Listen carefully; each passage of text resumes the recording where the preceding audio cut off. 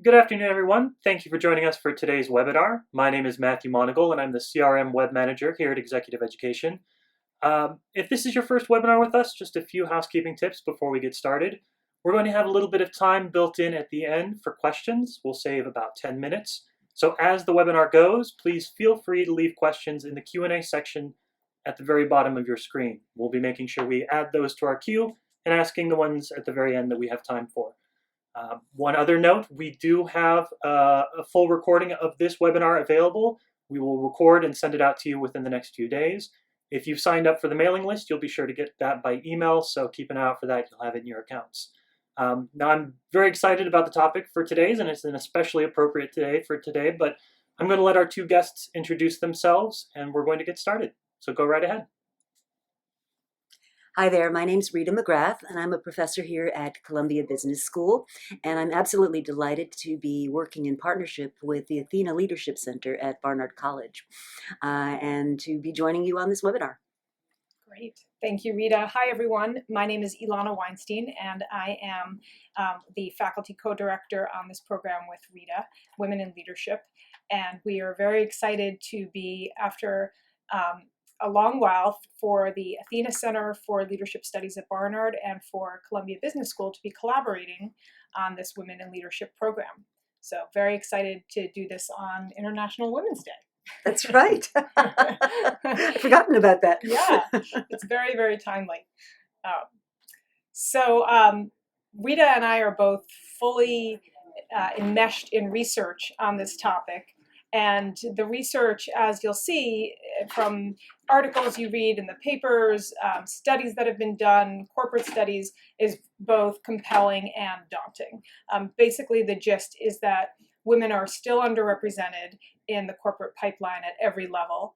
And in terms of the rate of progress, many studies have projected that it's going to take approximately 25 years to reach parity at the senior levels. And that word parity is really important because for those of you who are tuned in to International Women's Day, I believe the theme this year is Pledge for Parity. So it's really all about achieving that parity. And then in addition to that, the research shows that women are less likely to advance than men, and they face greater barriers and a steeper path to leadership, and that women also think that they have fewer opportunities to advance because of their gender. So there's that compounding the issue as well. Having said that, there is some good news in terms of corporations noticing and realizing that gender diversity is not just a nice to have, but that it makes great business sense. And again, going to the research, organizations with more diverse leadership teams consistently outperform those without such teams. So really having that diversity, especially at the top, is critical in terms of decision making and success for the organization. And I'd also add, this is Rita, that a lot of customers are female and a lot of consumer decisions are made by women. So not having a leadership team that's tuned into that can be a real disadvantage. Definitely. And corporations are really looking to reflect the diversity of their clients. So very often clients, when they're not seeing that at the senior levels, will demand it or request it. There is a cost in terms of leaky pipeline, and there needs to be a focus not just at the senior levels, and we'll get into that in a little bit, but really at all levels of the pipeline in order for there to be movement. Again, good news in that CEO commitment is high, with 74% of companies reporting that it's a top CEO priority. And more companies are setting gender targets and holding leaders accountable. And the other thing to note is that this is a global issue. So you'll see some facts here around percentages around the globe, with Asia being the lowest in terms of representation of women in executive ranks. They're projected to have the lowest representation of women in 2025, reaching only 28% at the professional level and above. In Europe, women will make up only 37% at the professional level and above, which is the same percentages today. And in North America, there has been improvement, so that's good news. but women are still being hired at lower rates at other levels of the pipeline. So there's this concept of a quick fix by trying to hire many senior women into an organization versus focusing on a sustained pipeline.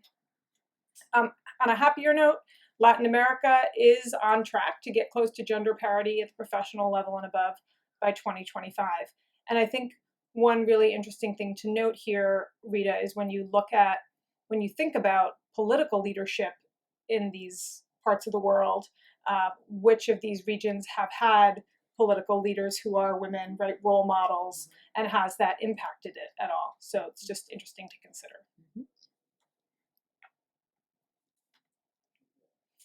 The really important thing to note here, which is somewhat of a perhaps obvious point, but really critical to emphasize, is that this is definitely a two-way street.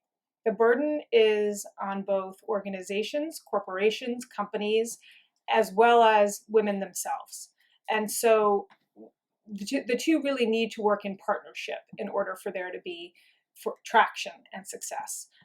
Organizations really have to examine their cultures, they have to examine the structure of their work in order for women to advance, to consider benefits, to consider policies, creating an inclusive workplace, all of the pieces that will require, that will be necessary for women to be successful. At the same time, women need to invest in themselves. And organizations also are doing more of this. They're offering leadership programming specifically for women. They are sponsoring women to go attend external women's leadership programs such as this one. But women need to invest in their own leadership education and gain skills that will increase their opportunities for success in the workplace.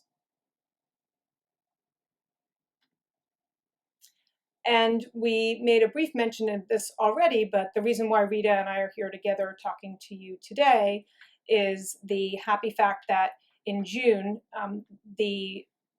there will be an inaugural Women in Leadership course, co-hosted, co-sponsored by the Athena Center for Leadership Studies at Barnard and Columbia Business School Exec Education. So we're really happy that the two are partnering to bring this program. And we're doing a little bit of a promo for the program. On this slide, you'll see that it's a 3-day program. The agenda was very carefully thought out with content that is really specific to women's leadership and success, with day 1 about being your own best advocate, day 2 focusing on how to build influence, and day 3 focusing on galvanizing change. As far as content and topics covered, you'll see there that on day 1, there is going to be a focus on leadership identity, crafting your leadership brand, your professional brand. How can you convey who you are in a concise and compelling way? Looking at networks and thinking of and crafting a leadership vision statement of sorts. In terms of building influence, we'll take a look at effective communication, business storytelling, and getting your voice heard, as well as negotiation and conflict resolution. And then on the final day, it's really about creating that strategic vision and how to take all the learning from the 3 days and bring it back to your organization to drive change, as well as thinking about risk-taking and being that change agent for your organization. And I'd like to add in, this is important for anybody, right? But these are the specific factors that we've discovered can impede women's progress. I'd like to also put this in a bigger context. My background's actually in strategy, and one of the things that we're very aware of in strategic management and in our work preparing executives is that increasingly we're looking at a world in which careers are much more about tours of duty than they are career ladders. And so the skills that we're trying to impart in this program are very relevant to finding your next gig, to impressing the people you need to impress, to find the next project, to network across your organizational boundaries so you don't sort of get stranded if one path is closed to you. And so I'm very committed to seeing that as part of the program as well. Great. And the faculty for the program are incredibly impressive because we have pulled together a terrific group of Columbia Business School professors, as well as just industry experts, gender experts, independent consultants to come and facilitate parts of the program. In addition, there will be external speakers who are CEOs of companies, and so we're really excited about the group that's going to be facilitating. And we wanted to give you a bit of a sneak preview of what the program will cover. So we'll go into that now. This is just a sample of it. It's not everything, it's not exhaustive, but it hits on the key topics that are covered in the program. And so the first one is really about the art of self-promotion. And you'll see here that the slide title says, Embrace the Art of Self-Promotion. That's because this is something that women typically, traditionally, are not great at.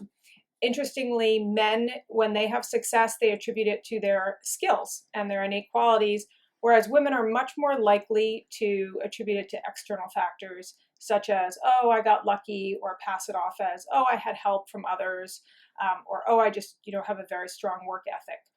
And not to say that those aren't important. Collaboration is certainly critical. Work ethic is certainly critical. But women need to improve at tying that success directly to them and to own their success. So on each of these slides, you'll see that we put together just a couple of tips / reminders / best practices for thinking about these particular topics. So here you'll see, in terms of owning your success, keep a running record of your achievements. This is something that not a lot of people do, but it's great to have it handy when you are called upon to talk about what you've done lately. Women do tend to be self-deprecating and to deflect praise. So you want to try and avoid doing that. Similarly, you want to engage in good bragging. There are anecdotes that I'm sure everyone has that highlights or portrays their success, and you want to have those anecdotes handy. And then own your accomplishments and certainly communicate your appreciation with a smile, with a thank you, but really be prepared to own it. The next one is about power and influence, and there's a lot of very interesting research here. Some of you may have seen TED Talks with featuring Amy Cuddy, who talks about this, the power of body language. There is some really great research that the Lean In site has on power and influence. So interestingly, competence is assessed very, very quickly. A first impression is formed in 150 milliseconds. It's that fast. And that's the way our brain is programmed, and it's scientific, it's Darwinian. We are meant to make those judgments that quickly. It's a survival instinct. And in terms of competence in the breakdown, 7% of it is through our words, 38% of it is through our our presentation, and 55% of it is through our body language. So those nonverbal cues are critical and sometimes not thought of as important as the words that we speak. And women need to use judgment for when to be more authoritative in their communication, which is called playing high, or when they need to be more approachable in their communication, known as playing low.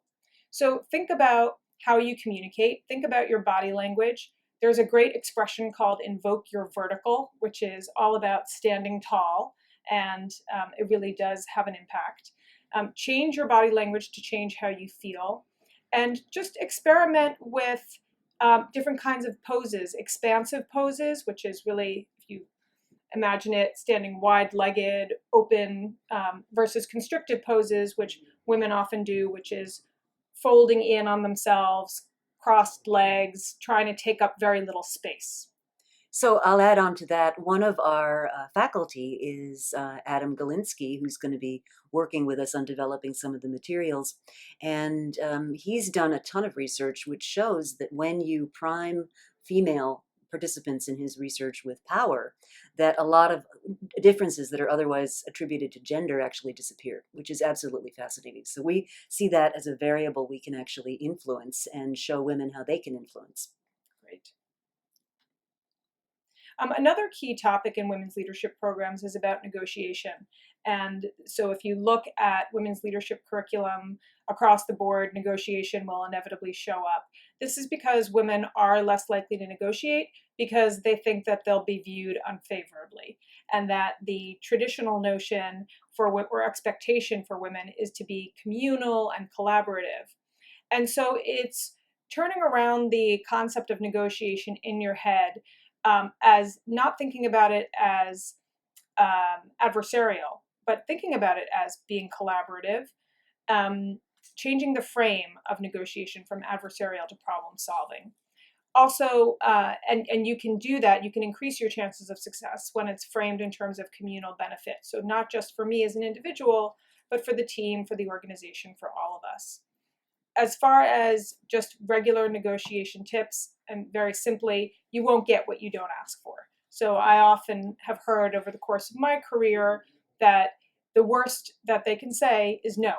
And you won't know unless you ask. So you have to ask.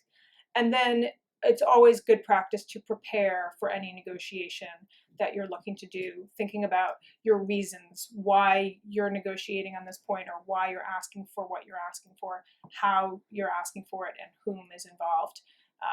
So really putting in that thoughtful preparation. And I wanted to reinforce this point of collaborative negotiation. What Professor Galinsky's research has also shown is that when women are a little bit reticent to negotiate for themselves and are actually perceived more negatively when they negotiate for themselves, that disappears when they're negotiating on behalf of a group, on the behalf of their team, on behalf of their children, on behalf of their family. And what he actually found was women are fierce advocates for those that they're negotiating for. So a way of diffusing this kind of unease a lot of people have with women who are negotiating is to make it more of a broad-based activity. Absolutely. You have to be equally as fierce when negotiating for yourself as when you are advocating for your children or others in your life.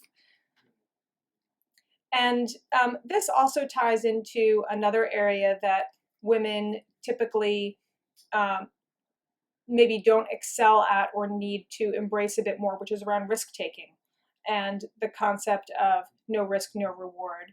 So really, really interesting stat here. Men apply for jobs when they meet 60% of the criteria, while women wait until they feel they've met 100% of the criteria. And I've seen this so often, again, over the course of my career in my relationships with women and in organizations, where women will voice this concern of, oh, well, I didn't apply because I just don't feel I'm ready, or I'm not qualified, or I don't think that I have everything it takes to get that assignment. Whereas men will say, sure, I could do that, and make the leap. Women are more likely than men to suffer from imposter syndrome, which is this phenomenon that causes people to feel self-doubt and to worry that if they don't have 100% of the qualifications, that they can't do it. So the recommendation here is to get comfortable with risk. Don't underestimate your skills. Really do seek out high-profile projects and opportunities. And you do need to expect a certain degree of what's called intelligent failure. If you are not perfect at every aspect of that assignment, that's okay, because you learn from failure and need to be ready for it. So one of the things that I think is relevant here is that you also have to teach your organization about your risks and willingness to take on risks. One of the things that, for example, a lot of the big consultancies and accounting firms have found is that women are unintentionally not given the opportunity to participate in certain very highly opportunity-rich engagements because other people make the assumption they don't want to travel, or they don't want to take on really high workload jobs, or they're not interested in certain kinds of industries like energy or technology. So I think there's a real education process that many of us need to get into, which is, yeah, I'd like that kind of role. Great. Another point here is this notion of resilience, which is also tied to risk-taking, because if you do take risks and you do find yourself stumbling from time to time, you need a certain amount of resilience to get yourself through. Interesting study by Accenture found that more than 2/3 of executives surveyed rated resilience as being very to extremely important to their work.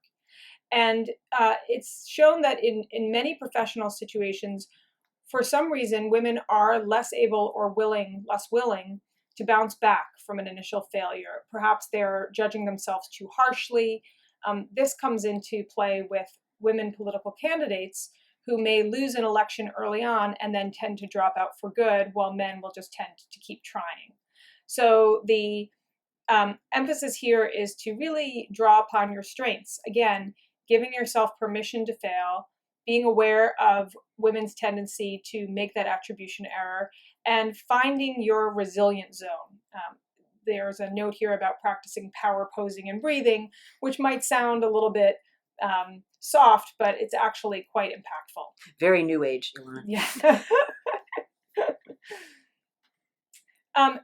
Also, you need to be an advocate for you. So we were just talking about being as fiercely enthusiastic for yourself as you are maybe for other people in your life. You really need to advocate for yourself. And women tend to not get ahead as quickly because they tend to minimize their own contributions. The next point just echoes it. So those who are willing to speak out for their own advancement are more likely to move up and earn both the power and influence necessary to make a change. So let your voice be heard. A really great tip is to, if you're not doing it already, is to rewrite your resume or bio every year or after significant events happen.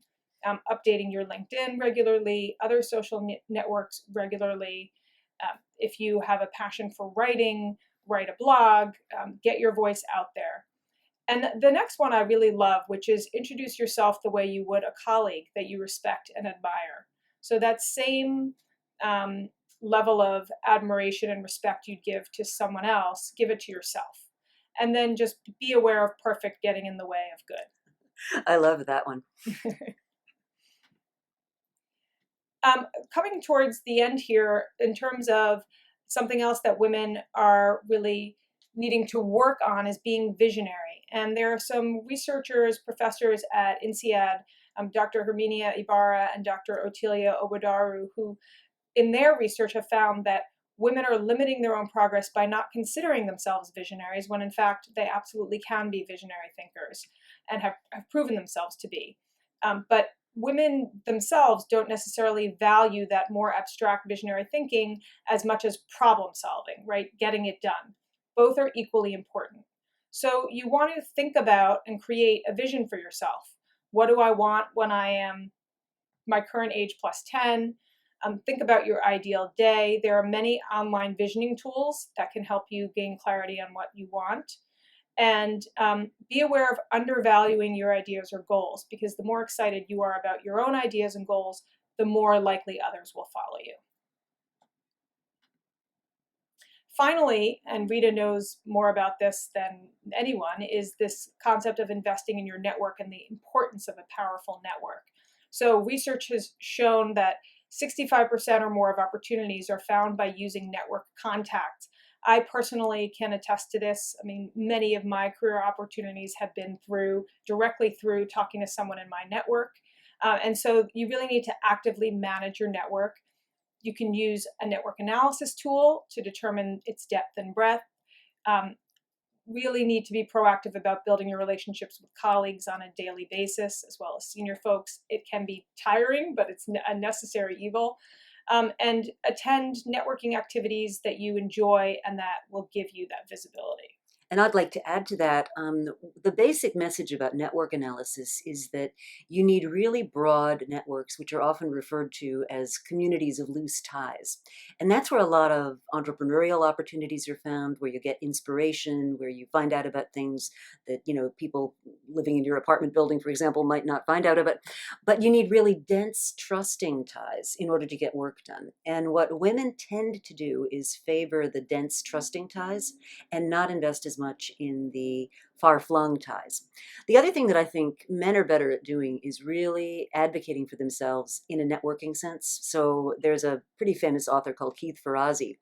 And when he was taking his first job out of business school, one of his conditions to be employed by the big accounting firm that employed him was he said, once a year, I want to have lunch with the CEO. Now, I mean, that's a pretty gutsy request, right? And but they said yes, they really wanted him.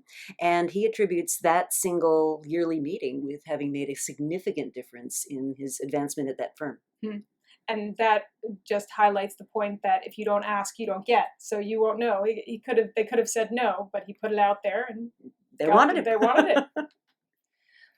Finally, I really want to point out that we've been talking about all these things that women can work on and women need to do, but want to make sure to emphasize it's not just up to the women, right? It's up to organizations to do their part as well.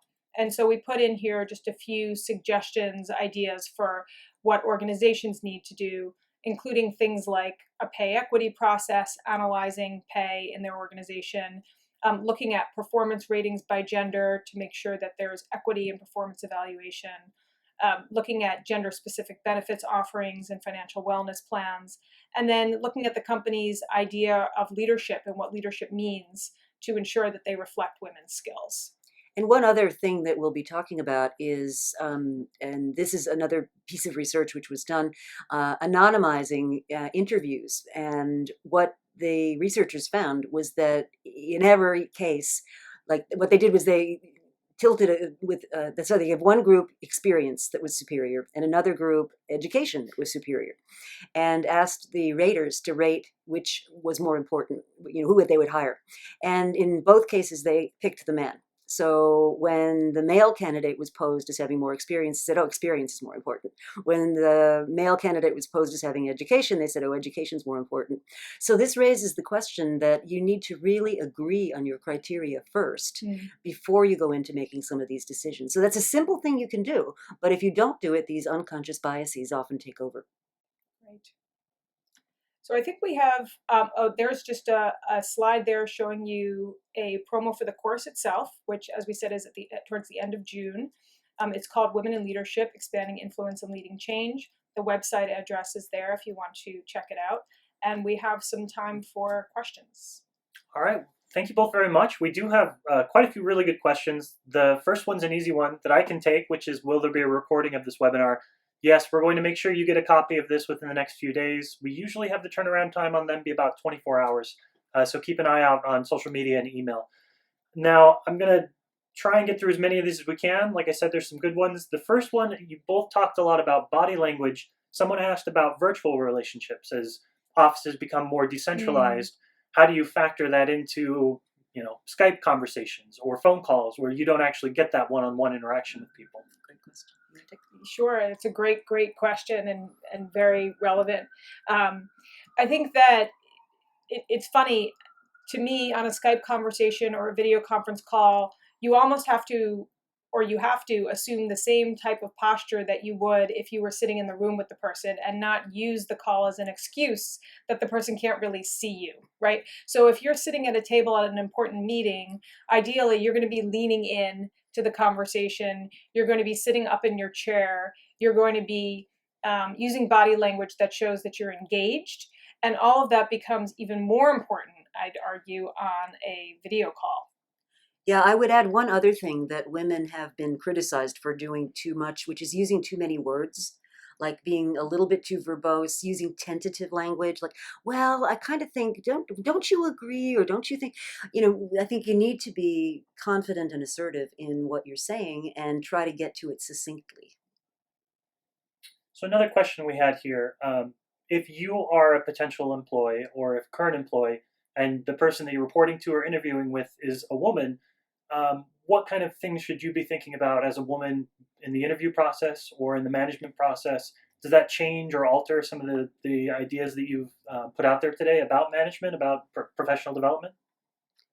I can give my experience. I haven't studied this, but I find it easier. It's usually easier to find points of connection and things that you both can kind of relate to from just a human point of view.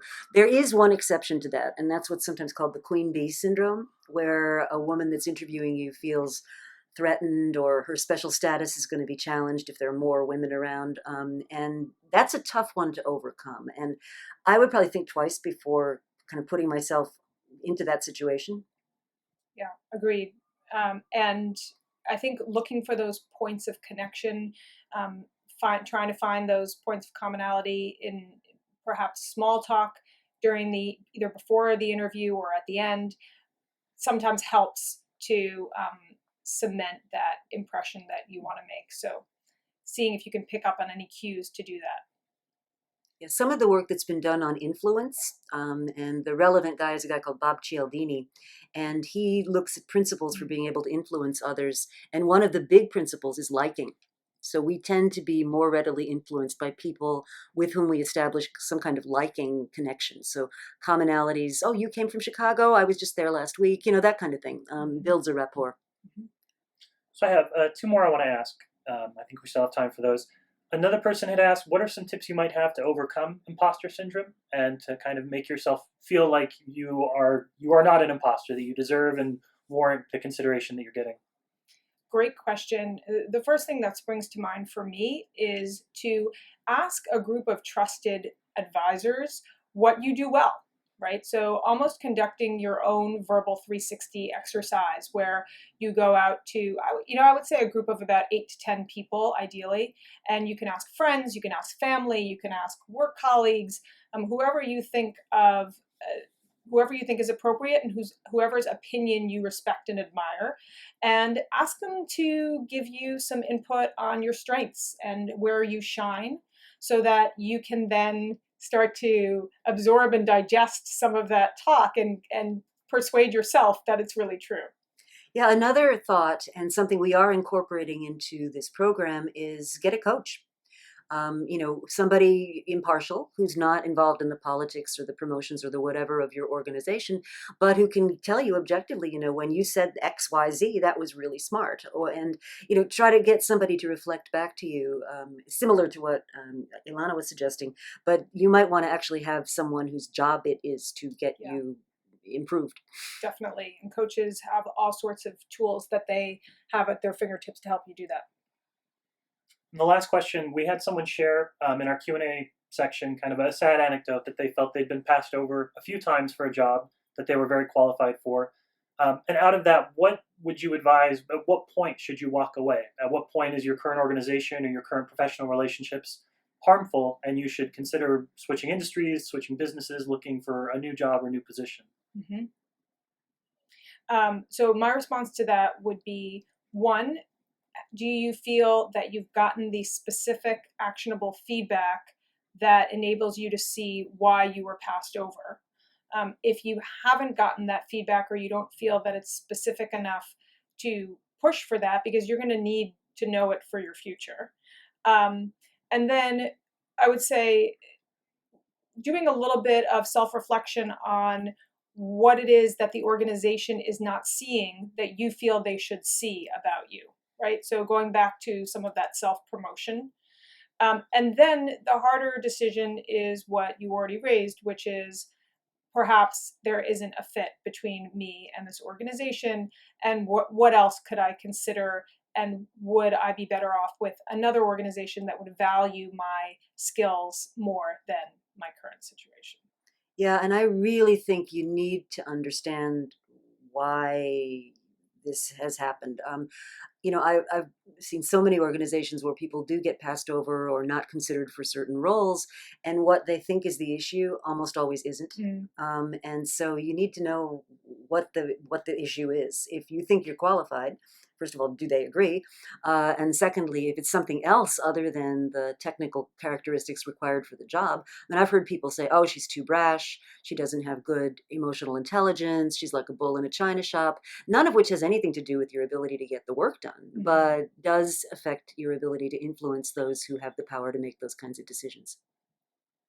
All right. Well, unfortunately, I think that's all that we have time for. But as Alana and Rita have said, we'll be sending out some information about the course.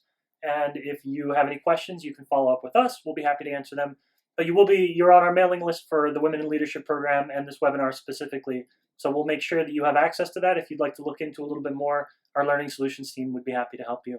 So thank you both so much for joining us today. I thought this was really great, and we look forward to the program. Thanks. Thank you very much.